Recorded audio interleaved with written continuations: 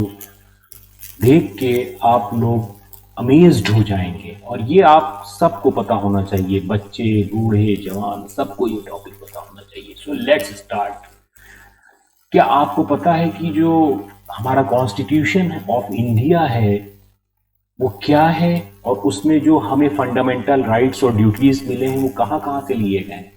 हालांकि इसके लिए डॉक्टर अंबेडकर ने भी लिखा है कि आई मेक नो अपोलॉजीज, इसके लिए मुझे माफी मांगने की कोई जरूरत नहीं है। There is nothing to be ashamed of in borrowing, it involves no plagiarism.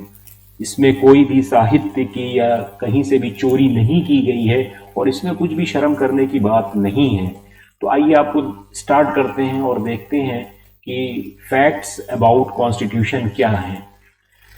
Originally जो हमारा कॉन्स्टिट्यूशन था उसमें 395 आर्टिकल्स थे, 22 पार्ट्स और 8 शेड्यूल थे। आज इसमें 448 आर्टिकल्स हैं, 25 पार्ट्स हैं और 12 शेड्यूल्स हैं।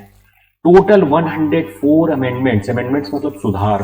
होता क्या था कि जब 1950 26 जनवरी को कॉन्स्टिट्यूशन अप्लाई हुआ था तो उस वक्त बहुत सारी चीज़ें आज के पर्सपेक्टिव में नहीं थी, तो उसमें टाइम टू टाइम सुधार होते गए कॉन्स्टिट्यूशन में, उनको ही हम अमेंडमेंट्स कहते हैं।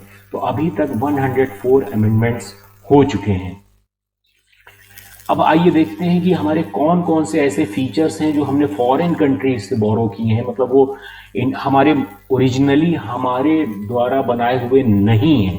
तो पहली चीज़ ये है कि हमने ग्रेट ब्रिटेन से, हम ब्रिटेन में हम लोगों के ऊपर राज भी कर रहा था एट दैट टाइम, तो ऑब्वियस सी बात है उनकी बहुत सारी चीज़ें ऐसी हैं जिनको हमने अडॉप्ट किया हुआ है।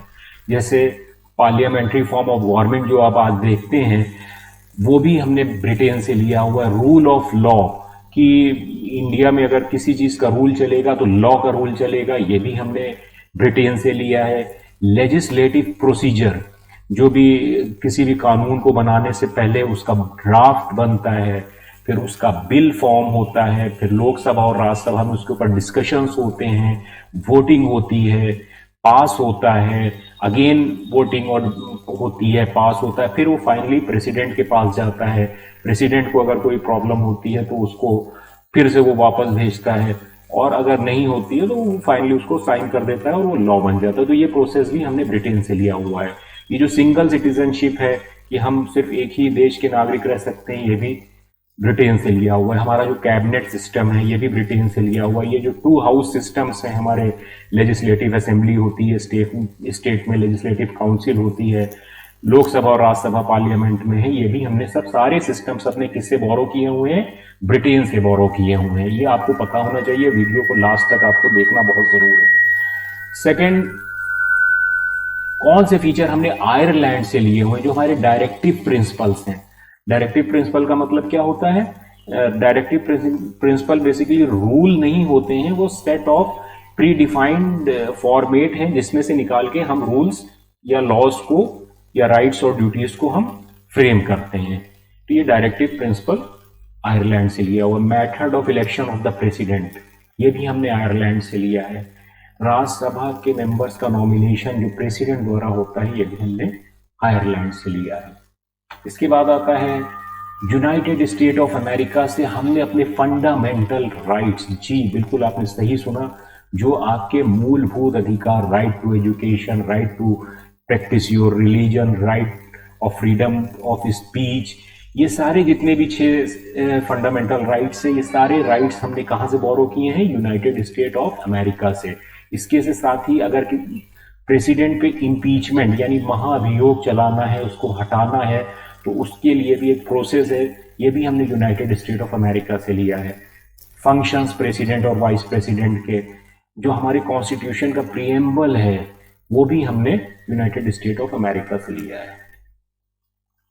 कनाडा से हमने फेडरलिज्म लिया। फेडरलिज्म का मतलब होता है सेंटर और स्टेट, यहाँ पे 2 पावर्स होती है। सेंटर स्ट्रॉन्गर होता है इन कंपेरिजन टू स्टेट, ये आप सबको पता है। अब देखते हैं कि सेंटर किस तरह से कभी कभी अपनी मनमानी भी करता है इन कंपेरिजन टू स्टेट। और गवर्नर्स को जो स्टेट्स के अपॉइंट करते हैं, ये भी हमने फीचर कहाँ से लिया है? कनाडा से लिया है।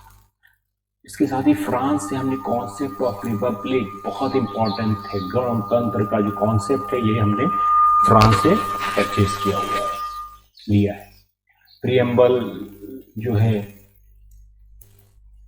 जर्मनी से, फंडामेंटल राइट सस्पेंड हो जाती है इमरजेंसी में, ये हमने जर्मनी से लिया हुआ है। कॉन्करेंट लिस्ट, कॉन्करेंट लिस्ट किसे कहते हैं? दो लिस्ट होती हैं जो एक एक स्टेट लिस्ट होती है, एक सेंटर की लिस्ट होती है। ये हमने कहाँ से लिया है? ये हमने ऑस्ट्रेलिया से लिया है। यूएसएसआर से हमने अपनी फंडामेंटल ड्यूटीज को लिया हुआ है, 11 फंडामेंटल ड्यूटीज।